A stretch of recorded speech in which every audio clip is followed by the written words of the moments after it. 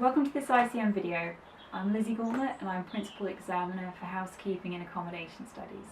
This video is being produced with feedback from our examiners in order to support teachers and students in our centres who are undertaking this unit.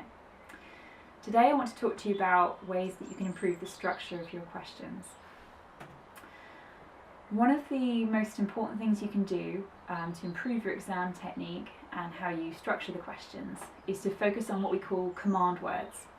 These are the words that are used in the question paper on each question. They usually start the item, in fact, and they should indicate to the candidates exactly how much depth and detail is required in each question.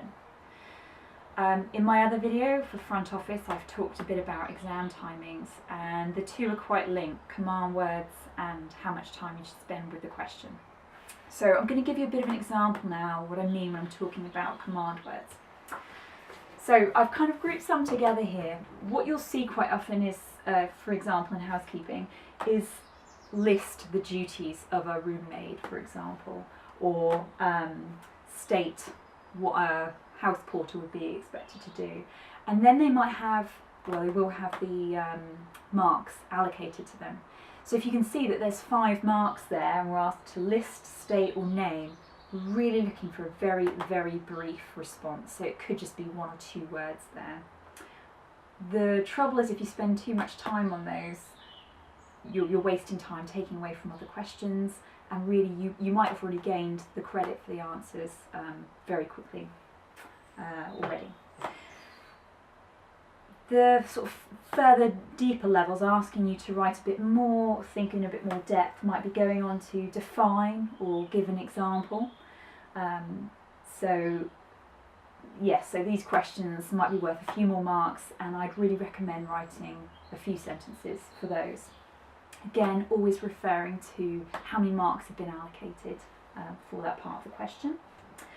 And you also get a type of question that asks you to compare or contrast, and this might be looking at different types of fabrics, for example, cotton and linen. So you should really seek to involve both materials, for example, in that type of question. So rather than just focusing on one and then moving on to another, the command word here is telling you to draw out those comparisons. Okay, and then finally you get into some of the more challenging command words, and you'll often see these attached to questions that are worth quite a lot of marks. So sometimes when you get a 20-mark question, it may be using some words, discuss, evaluate, analyse, things like that, and it's really asking the candidate to think a bit more in depth about that issue. So what we're really asking you to do with those sorts of questions is to apply your knowledge, so things that you've learned from the textbook, but also to support it with examples.